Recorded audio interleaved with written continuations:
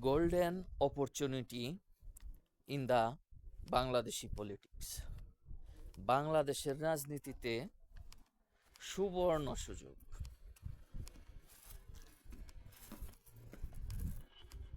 At the present time, there is a golden opportunity in the Bangladeshi politics. বর্তমান সময়ে বাংলাদেশের রাজনীতিতে সুবর্ণ সুযোগ রয়েছে। Hi everybody, I am Junaid Ashrafur Rahman, Honors Masters LLB from Bangladesh, Mymensingh District, Nandail Municipality, 5 number ward. Hello, আমি জুনায়েদ আশরাফুর রহমান। আমার বাড়ি বাংলাদেশের ময়মনসিংহ জেলার নান্দাইল পৌরসভার 5 নম্বর ওয়ার্ডে। তো বাংলাদেশে কীরকম সুবর্ণ সুযোগ রয়েছে বিশেষ করে রাজনীতিতে বর্তমানে, অর্থাৎ 2024 সালে অন্তর্বর্তীকালীন সরকার রয়েছে বাংলাদেশে। 2024 সালের 5ই আগস্ট তৎকালীন প্রধানমন্ত্রী শেখ হাসিনা বাংলাদেশ ত্যাগ করে ভারতে চলে যাওয়ার পর অন্তর্বর্তীকালীন সরকার গঠিত হয়, যার কারণে এখন বর্তমানে বাংলাদেশে কোনো দলেরই প্রভাব নাই। হ্যাঁ, রাজনীতিতে তারা সক্রিয়, কিন্তু সরকারে তাদের প্রভাব নাই। বিএনপিরও নাই, আওয়ামী লীগেরও নাই, জাতীয় পার্টিরও নাই, কোনো দেশের কোনো রাজনৈতিক দলেরই কোনো প্রভাব নাই সরকারে। তো বর্তমানে আওয়ামী লীগের অবস্থা অনেক নাজুক, অর্থাৎ এই সাবেক প্রধানমন্ত্রী শেখ হাসিনা বাংলাদেশে নাই। বড় বড় নেতারা জেলে রয়েছেন, কারাগারে রয়েছেন, এবং আরও অনেক বড় বড় নেতারা বাংলাদেশের বাইরে রয়েছেন। অন্যদিকে 2006 সালের পর বিএনপি রয়েছে ক্ষমতার বাইরে। বিএনপির চেয়ারপারসন ম্যাডাম খালেদা জিয়া বাংলাদেশে থাকলেও তিনির সন্তান জনাব তারেক জিয়া সাহেব দীর্ঘদিন যাবৎ লন্ডনে রয়েছেন। ওদিকে আবার রুহুল কবির রিজভী সাহেব, মির্জা ফখরুল সাহেব, মির্জা আব্বাসরা দীর্ঘদিন যাবৎ আন্দোলন করেও সরকারে যেতে পারলেন না। তো এই অবস্থায় প্রত্যেকটা দলেই কি অবস্থায় আছে? পিছনে পড়ে আছে। অর্থাৎ তাদের যে একটা টপ লেভেলে থাকার কথা ছিল, সেই টপ লেভেলে তিনিরা নাই।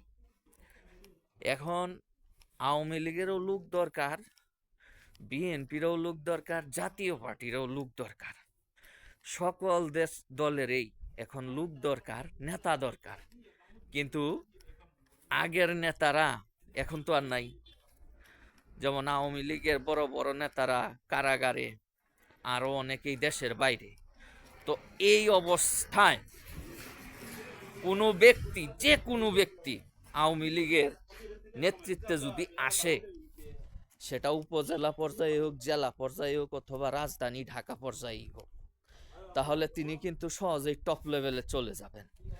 আগামী 20 বছর পরে সেই ব্যক্তিটাই বর্তমানে তুফায়েল আহমেদ যেরকম নেতা, আমির হোসেন আমু যেরকম নেতা, মুফাজ্জল হোসেন চৌধুরী মায়া যেরকম আওয়ামী লীগের বড় নেতা, মাহবুবুল আলম হানিফ সাহেব যেরকম বড় নেতা, আগামী 20 বছর পরে বর্তমানের এই লোকটাই এরকম বড় নেতা হবেন। তেমনি বিএনপির নেতৃত্বে যদি কোনো ব্যক্তি আসে, তাহলে এই লোকটাই আগামী 20 বছর পরে রুহুল কবির রিজভী, মির্জা আব্বাস সাহেব, এই মির্জা ফখরুল সাহেব, তিনিদের মতো বড় বড় নেতা হতে পারবেন আগামী 20 বছর পরে। এটা প্রত্যেক দলের ক্ষেত্রেই প্রযোজ্য। এটা হচ্ছে বাংলাদেশের রাজনীতিতে একটা সুবর্ণ সুযোগ, গোল্ডেন অপরচুনিটি। বুঝতে পারছেন? এখন যে ব্যক্তি কৃষক হোক, শ্রমিক হোক, দোকানদার হোক, ব্যবসায়ী হোক, অথবা যে কোনো পেশার ব্যক্তি যে কোনো দলে ঢুকে যদি এখন নেতৃত্বে চলে আসে, তাহলে এই লোকটাই 20 বছর পরে বিরাট নেতা হিসাবে আবির্ভূত হবে। অতএব যারা রাজনীতির সুযোগে আছেন, যে সুযোগ ছিল না এতদিন বড় বড় নেতার কারণে আপনারা লাইমলাইটে আসতে পারেন নাই, নেতৃত্বে আসতে পারেন নাই, তাদের এখন হচ্ছে সুবর্ণ সুযোগ। আপনারা এই সুযোগ যদি কাজে লাগাতে পারেন, তাহলে আগামী 20 বছর পরে বড় নেতা হিসাবে আবির্ভূত হবেন। এই সুযোগ হয়তো আগামী 30 বছরেও আর আসবে না। বর্তমানে যে সুযোগ চলতেছে বাংলাদেশের রাজনীতিতে, তো এখন বলতে পারেন আপনি তো honours pass, masters pass, LLB pass, আপনার তো জমি জমা আছে, শহরে বাড়ি আছে, মোটামুটি বলতে গেলে নেতা হওয়ার জন্য সকল কিছুই আছে, তো আপনি কেন এই সুযোগটা নিচ্ছেন না? সুন্দর একটা প্রশ্ন। আমি এই সুযোগটা কেন নিচ্ছি না? কারণ আমি সাহিত্য চর্চা করি। আমি সাহিত্য চর্চা করে Rabindranath, Tolstoy, Bertrand Russell, Ian Fleming, Mario Puzo, তাদেরকে আমি পিছনে ফেলে দিয়েছি। কি বিশ্বাস হয় না? অবিশ্বাস হয়? তাহলে আমার যে লেখাগুলো আছে, এই ভিডিওর লিঙ্কে আমি দিয়ে রেখেছি, আমার লেখাগুলো পড়েন। পরে Rabindranath, Tolstoy, Ian Fleming, Mario Puzo, Bertrand Russell, এদের লেখাগুলো পড়বেন। আমার এই বয়সে, আমার বয়স 37 চলতেছে, আমার এই 37 বছর বয়সে আমি যেগুলো লেখছি, Rabindranath, Tolstoy, Ian Fleming, Mario Puzo, Bertrand Russell কেউই লিখতে পারেন নাই, কেউই লিখতে পারেন নাই। এটা মনে করতেছেন যে আমি এমনি এমনি বলতেছি? আমার লেখাগুলো পড়েন, ওদের লেখাগুলো পড়েন, পড়ে আপনি নিজেই বলবেন যে রবীন্দ্রনাথ, আপনি পরে বলবেন যে রবীন্দ্রনাথ সারা জীবনে এরকম লিখতে পারছেন না। আমি তো বলতেছি যে আমার বয়সে রবীন্দ্রনাথ লিখতে পারেন নাই। আপনি বলবেন যে রবীন্দ্রনাথের সারা জীবনে ওনার এই 37 বছরের জীবনের লেখাগুলো সমান লিখতে পারেন নাই। আপনি তখন বলবেন। আমার এই বয়সে ইয়ান ফ্লেমিং তো লেখালেখি শুরু করেন নাই ঠিক মতো, টলস্টয়ও ঠিক মতো লেখালেখি শুরু করেন নাই, মারিও পুজো এই বয়সে ঠিক মতো লেখালেখি শুরু করেন নাই। ঠিক আছে, তো আমার দরকার আছে এই রাজনীতির সুযোগ নেয়ার। আমি রাজনীতি না করিয়াই আমার শহরে বাড়ি আছে, আমায় রাজনীতি করি না, আমার কৃষি জমি আছে, 3-4টা ফ্যামিলি চলে আমার কৃষি জমি চাষ করিয়া। ওরাও ফসল নেয়, আমার ফসল দেয়। নান্দাইলের কয় নেতা আছে যে এইরকম আছে? আমি অনার্স মাস্টার্স এলএলবি পাস, নান্দাইলের রাজনীতিতে কয়জন নেতা আছে এরকম আমার মতো?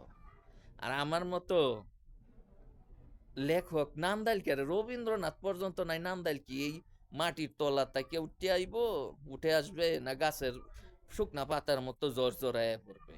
ওই দিকে তো নান্দাইল কেউই আমার আশেপাশে নাই। রবীন্দ্রনাথকে আমি পিছনে ফেলে দিছি, টলস্টয় আমার পিছনে পড়িয়ে গেছে, বার্ট্রান্ড রাসেল আমার পিছনে পড়িয়ে গেছে, ইয়ান ফ্লেমিং পড়িয়ে গেছে আমার পিছনে, মারিও পুজো পড়িয়ে গেছে। এই হিসাবে তো নান্দাইলের কোনো মানুষেরই তো তুলনা চলে না আমার সাথে।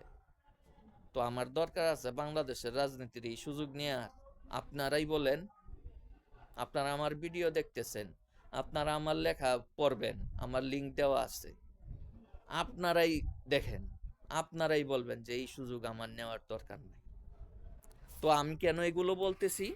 এগুলো বলতেছি এটার জন্যই যে এতদিন যিনিরা বড় নেতাদের কারণে বড় নেতৃত্বে আসতে পারেন নাই, অর্থাৎ পিছনে পড়েছিলেন, তারা যেন নতুন করে দেশের সেবা করতে পারেন, নেতৃত্বে আসতে পারেন, নেতৃত্বে এসে বাংলাদেশ এবং বাংলাদেশের জনগণের সেবা করতে পারেন। সেজন্যই এই রাজনৈতিক সুযোগটার কথা আপনাদের সঙ্গে আলোচনা করেছি, এছাড়া আর কিছু না।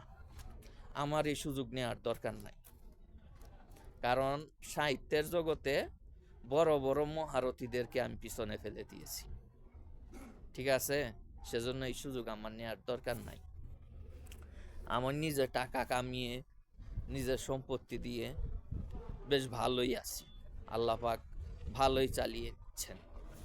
সেজন্য এই রাজনীতি করে সম্পত্তি কামানোরও আমার দরকার নাই, রাজনীতি করে নিজের পরিচিতি বাড়ানোরও দরকার নাই, রাজনীতি করে নেতৃত্বে আসারও আমার দরকার নাই। এগুলো আমার আগেই হয়ে গিয়েছে, বুঝেন নাই? যেখানে আমি রবীন্দ্রনাথকে পিছনে ফেলে দিয়েছি, যে হচ্ছে বাংলা সাহিত্যের মহারথী, টলস্টয় যে হচ্ছে রুশ সাহিত্যের মহারথী, বার্ট্রান্ড রাসেল ইংরেজি সাহিত্যের মহারথী, ইয়ান ফ্লেমিং ইংল্যান্ডের মহারথী সাহিত্যের জগতের, মারিও পুজো মার্কিন সাহিত্যের মহারথী, তাদেরকে আমি পিছনে ফালিয়ে দিয়েছি। আমার কি দরকার আছে পরিচিতি নেওয়ার? আমার দরকার আছে বাংলাদেশের রাজনীতির সুযোগ নেওয়ার? আমার দরকার নাই। এইসবের অনেক উপরের লেভেলে আমি অনেক আগেই উঠে গেছি, অনেক আগেই আমি এইসব লেভেল পেরিয়ে টপ লেভেলে চলে এসেছি। আমার দরকার নাই বাংলাদেশের রাজনীতির সুযোগ নেওয়ার। অতএব যাদের দরকার আছে বাংলাদেশের এই রাজনৈতিক সুযোগ নেওয়ার, তারা নেমে পড়ে। অবশ্যই সেটা নিজ দায়িত্বে, উল্টা পাল্টা করে শেষে আমাকে দোষ দিবেন এটা কিন্তু চলবে না। আপনার নিজ দায়িত্বে এই সুযোগের সদ্ব্যবহারটা করতে হবে। তো আজকের আলোচনা এই পর্যন্তই। সকলকে ধন্যবাদ। আসসালামু আলাইকুম।